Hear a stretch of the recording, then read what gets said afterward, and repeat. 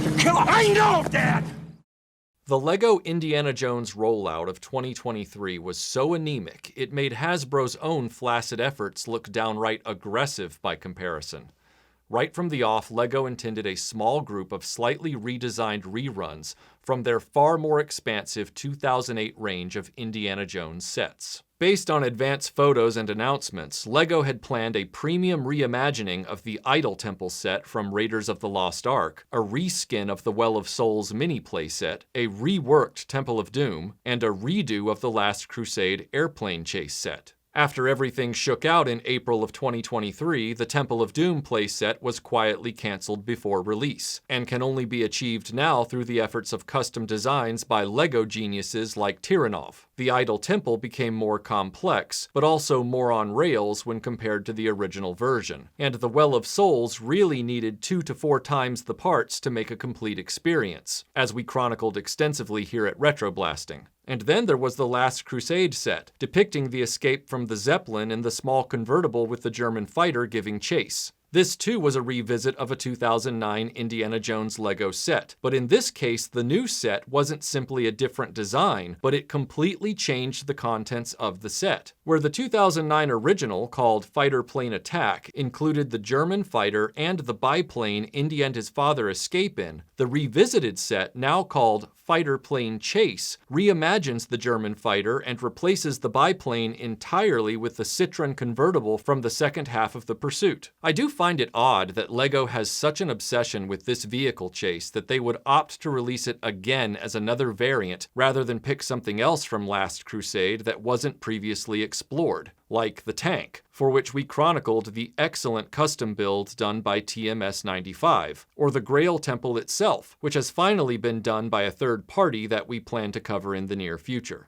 The only thing that matters is the Grail. When I raise these points, people are quick to tell me that LEGO doesn't make depictions of military vehicles, which then brings me back to the mere inclusion of fighter planes in these sets. Last time I checked, fighter planes are military vehicles as much as tanks, and I'm sure that makes the Indiana Jones franchise an increasingly uncomfortable headache for LEGO to adhere to their dumb internal rule. But with that comes hypocrisies like this set. While it's nice to see LEGO stretching the Indiana Jones range in the one small area of providing the Citroën convertible for the first time, the fighter plane is the most baffling revisit. The new design for the airplane is many steps backward in accuracy. For those unaware, the aircraft used in the film is not a Messerschmitt 109, although it was intended to masquerade as a 109 for the purposes of the story. So I went back there and we found all the locations in Almeria.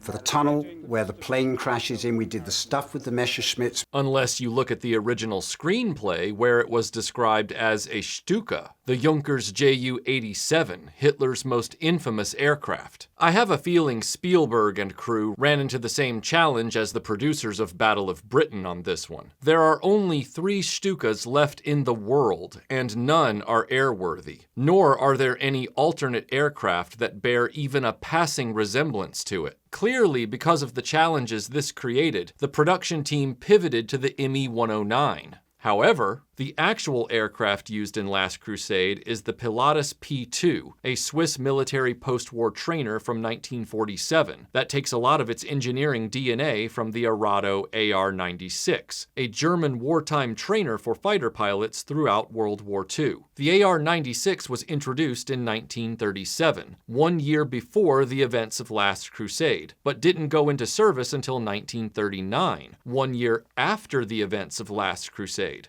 Only 2 are known to still exist today in museums despite over 2,800 being manufactured. By contrast, the Pilatus P-2 only had 55 airframes built, but more than 20 still exist. Benefits of being a post-war airplane in a neutral country, I guess. However, despite LEGO being willing to make this airplane against their own internal policies, only the first version comes anywhere close to threading that same needle the actual film was also trying to maneuver through. Meanwhile, the second version has a large greenhouse-like canopy and ends up looking like a mashup between the T6 Texan and a Messerschmitt 108. The AR-96 and the P-2 are both awkward-looking airplanes with long, narrow canopies. At certain angles in motion, they can somewhat resemble the Me-109 fighter, but only barely. Given that the chase sequence in Last Crusade was filmed in Spain, anyone who knows anything about vintage warbirds might be asking the question, why didn't they just source one of the Spanish Buchan versions of the ME-109, since Spain was the one place in Europe where they'd still operated them into the mid-1960s, making the film Battle of Britain possible in 1969. If you want them chased by a 109, just get the 109's Spanish cousin.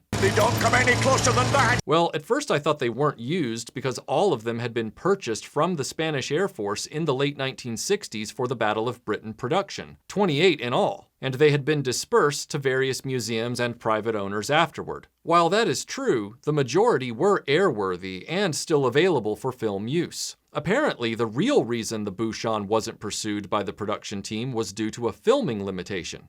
The airplane they'd converted into a camera plane for filming the chase was too slow to keep up with an actual ME-109, and that definitely includes the Buchan. The saddest part of that decision in hindsight is that the bulk of the aerial sequence and airplane compositions were dicey blue screen shots, not actual in-air footage, so they could have very likely used a Buchan anyway. Regardless, between the two Lego fighters, the original from 2009 is far superior to the cartoony, undersized airplane in the 2023 set. Yeah, it has some camo stickers and shoots Lego pucks, but that's nothing compared to what the original offered. The 2009 version is a more appropriate size, a better profile, comes equipped with wing guns and flick rockets, as well as the coolest design feature, breakaway wings at the press of the canopy to mimic the loss of the wings in the tunnel stunt. With the new one, you're expected to just yank them off the plane. There's so much more thought, play value, and relative accuracy put into the 2009 version than the goofy 2023 version. And that's despite the fact that the 2009 version is still worlds away from the Pilatus P2.